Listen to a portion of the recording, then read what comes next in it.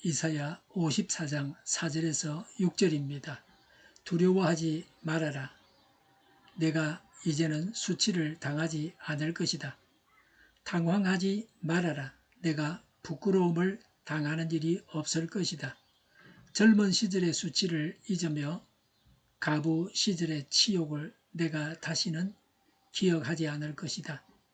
너를 지으신 분께서 너의 남편이 되실 것이다.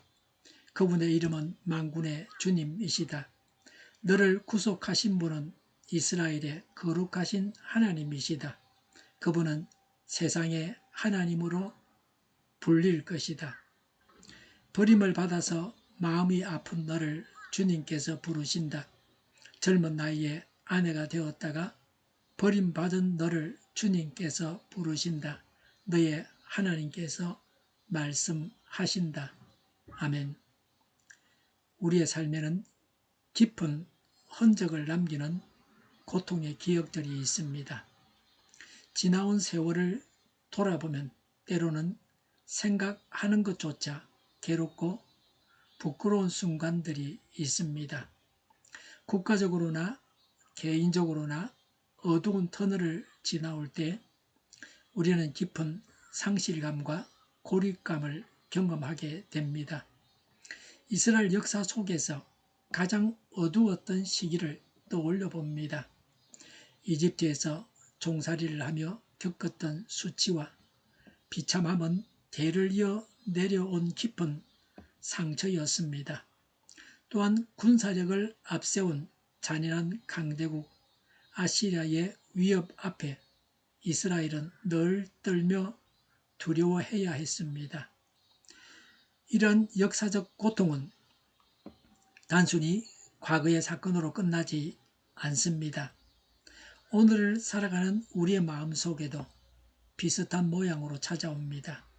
실패의 경험, 사람에게 받은 상처, 경제적인 위기 혹은 아무에게도 말하지 못하는 소외감은 우리를 영적인 고아나 가부처럼 느끼게 만듭니다. 사방이 막혀 있는 것 같고 홀로 남겨진 듯한 외로움 속에서 우리는 이 고통이 언제 끝날지 알 수 없어 막막해집니다. 오늘 본문은 모든 소망이 끊어졌다고 낙심하고 있는 이들을 향해 들려오는 하나님의 간절한 음성입니다. 이 음성이 오늘 낙심한 우리의 마음에 어떻게 다가오는지 함께 살펴보고자 합니다. 하나님은 어떤 분이십니까? 오늘 본문에서 하나님의 부드러운 모습을 봅니다. 하나님은 사람이 죄를 지어 상처투성이가 되어 있는 우리 인간을 싸매 주십니다. 이사야 54장 4절에 두려워하지 말아라. 내가 이제는 수치를 당하지 않을 것이다. 당황하지 말아라. 내가 부끄러움을 당하는 일이 없을 것이다. 젊은 시절의 수치를 잊으며 가부 시절의 치욕을 내가 다시는 기억하지 않을 것이다 라고 했습니다. 수치와 부끄러움은 바벨론 포로 생활의 치욕을 가리키는 말입니다. 포로 생활에서 해방될 것을 말합니다. 과거의 상처와 부끄러움은 끊임없이 우리를 찾아와 현재의 삶을 갉아먹고 미래를 두려워하게 만듭니다. 이스라엘에게 있어서 이집트에서의 노예 생활과 아시리아에게 당한 수모는 씻을 수 없는 아픔이었습니다. 그러나 하나님께서는 내가 젊은 시절의 부끄러움을 잊고 가부 시절의 치욕을 다시는 기억하지 않을 것이라고 선언하십니다. 이것은 단순히 기억 상실을 의미하는 것이 아닙니다. 과거의 아픔이 더 이상 현재의 우리를 지배하거나 괴롭히지 못하도록 하나님께서 삶의 맥락을 완전히 바꾸어 주시겠다는 약속입니다. 상처가 치유되면 흉터는 남지만 더 이상 통증은 느끼지 않습니다. 이처럼 하나님께서는 우리의 부끄러운 과거를 덮으시고 새로운 시작을 허락하십니다. 이런 해방의 궁극적인 성취는 메시아 왕국의 완성으로 이루어집니다. 젊은 시절의 수치는 이스라엘 초기의 이집트에서의 수치스러운 노예 생활을 말합니다. 가부는 이스라엘이 신랑이 되신 하나님께 엄란하게 행하여 우상을 섬기게 되어 하나님의 영광이 그들을 떠나 그들이 영적인 가부가 된 것을 말합니다. 우상 숭배의 징계로 임한 바벨론의 포로 생활을 가리킵니다. 이러한 이스라엘의 지옥은 페르시아의 고레스에 의해 해방이 되므로 잠시 잊혀졌습니다. 종래에는 메시아 왕국의 완성에 의해 영원히 잊혀질 것입니다. 우리가 예수 믿기 전에 당했던 수치를 이제는 예수님을 믿게 되어 당하지 않게 된다고 하십니다. 예수님을 믿고 나서도 믿음으로 살지 않아서 당했던 수치를 이제는 당하지 않아도 된다고 합니다. 우리 성도의 생활이 예전의 수치를 다시 당하지 않는 생활이 되어야 합니다. 이사야 54장 5절에 너를 지으신 분께서 너의 남편이 되실 것이다. 그분의 이름은 만군의 주님이시다. 너를 구속하신 분은 이스라엘의 거룩하신 하나님이시다. 그분은 온 세상의 하나님으로 불릴 것이다 라고 했습니다. 하나님을 남편, 이스라엘은 아내라고 했습니다. 부부 사이의 정조를 비유하여 하나님과 이스라엘 백성 사이의 거룩성을 강조하기 위해 쓰여진 것입니다. 하나님은 이스라엘의 남편이라고 하십니다. 하나님은 하나님의 지위와 권능과 속성을 언급하시면서 아내된 이스라엘을 반드시 구원하실 것임을 확신시킵니다. 그 온 세상의 주권자께서 친히 우리의 남편이 되어 주시겠다고 말씀하십니다. 당시 고대 사회에서 가부는 사회적, 경제적 보호를 전혀 받지 못하는 전혀 취약한 존재였습니다. 하나님께서 남편이 되어 주시겠다는 것은 가장 강한 울타리가 되어 주시겠다는 뜻입니다. 우리의 삶을 책임지시겠다는 법적이고 유기적인 사랑의 서약입니다. 이런 표현이 구약 성경에 널리 쓰여지고 있습니다. 하나님에 대한 세 가지 칭호가 동시에 나타나고 있습니다. 만군의 주님, 거룩하신 하나님, 온 세상의 하나님.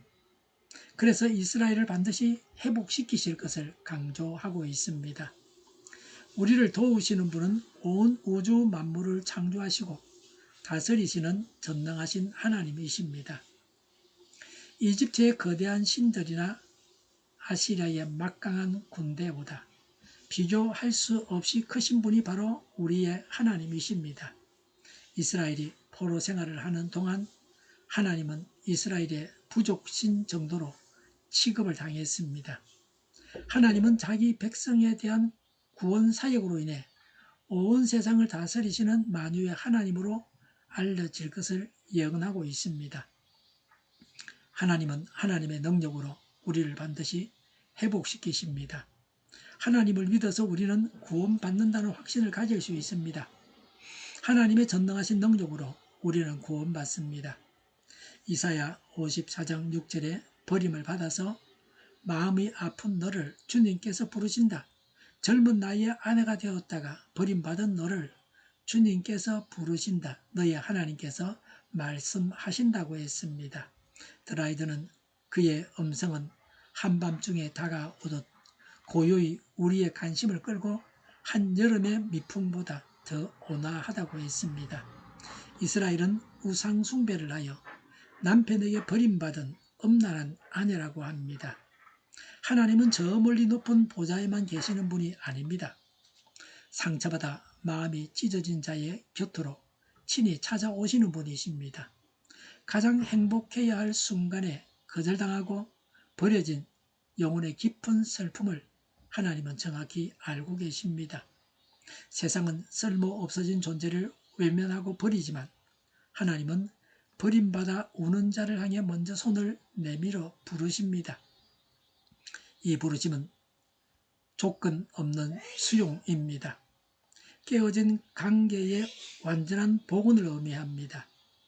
바벨론의 포로가 된 것은 버림받은 것입니다. 포로 중에 있는 이스라엘 백성 대부분은 그들이 포로된 것은 그들의 범죄 때문에 버림을 받았다고 마음 아파했습니다.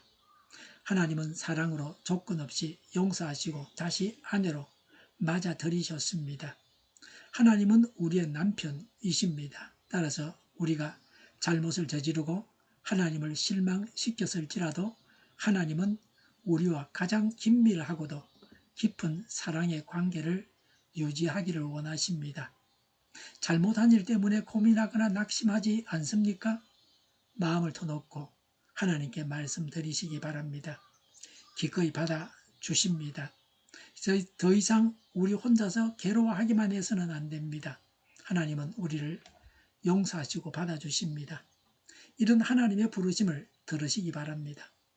오늘 말씀이 전하는 핵심은 분명합니다. 하나님께서는 버림받고 치욕 속에 있던 우리를 다시 부르셔서 깨어질 수 없는 영원한 사랑의 관계를 맺으셨다는 사실입니다.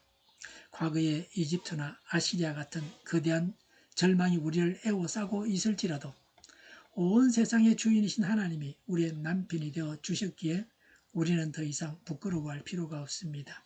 이제 우리가 해야 할 일은 지나간 날의 슬픔과 수치의 마음을 빼앗기는 것을 멈추는 것입니다. 나를 지으시고 나를 구속하시고 내 이름을 부르시는 하나님의 신실하신 사랑을 신뢰해야 합니다. 그 전능하신 손을 의지할 때 우리의 슬픔은 찬송이 될 것입니다. 과거의 아픔은 하나님의 은혜를 증가하는 통로가 됩니다. 낙심의 자리에서 일어나 나를 부르시는 하나님의 품으로 나아가는 복된 삶이 되기를 간절히 바랍니다. 이제는 더 이상 수치를 당하지 않게 하십니다. 하나님께서 반드시 회복시키십니다. 하나님은 우리를 무조건 용서하십니다. 그래서 그리스도의 신부로 받아들이십니다. 이제는 하나님의 품으로 돌아가서 하나님의 사랑을 경험하시기 바랍니다. 하나님께서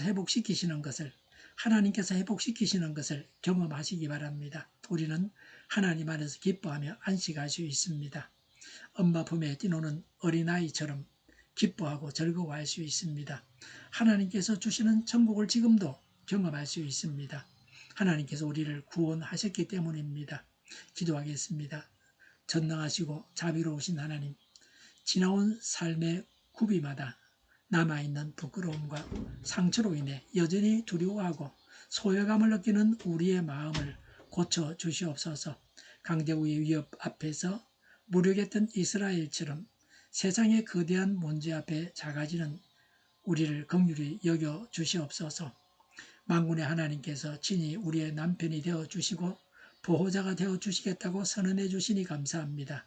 버림받아 마음이 아픈 우리를 외면하지 않으시고 세밀한 음성으로 이름을 부르시며 다가오시는 그 사랑에 감사를 드립니다. 이제는 과거의 지옥과 두려움에 매여 살지 않게 하시고 온 세상의 창조주이신 하나님의 자녀이자 신부로서 당당하게 살아가게 하여 주시옵소서. 낙심의 자리에서 일어나 하나님의 완전한 회복과 평안을 누리는 삶이 되도록 이끌어 주시옵소서. 더 이상 수치를 당하지 않게 하옵소서. 회복시켜 주셔서 천국을 누리며 안식하고 즐거워하게 하옵소서. 온 세상의 교회 탄압법이 없어지게 하옵소서. 저희를 불쌍히 여겨 주옵소서. 저희를 악에서 구하옵소서. 하나님의 뜻이 이 땅에서도 이루어지게 하옵소서. 저희의 간구에 응답하여 주옵소서. 기도하기를 쉬지 않게 하옵소서. 저희의 필요를 채워 주시옵소서. 오늘도 차고 넘치는 복된 삶을 살게 하옵소서. 감사와 찬양을 하나님께 돌려드리며 우리의 구속자 되시는 예수님의 이름으로 기도드립니다. 아멘.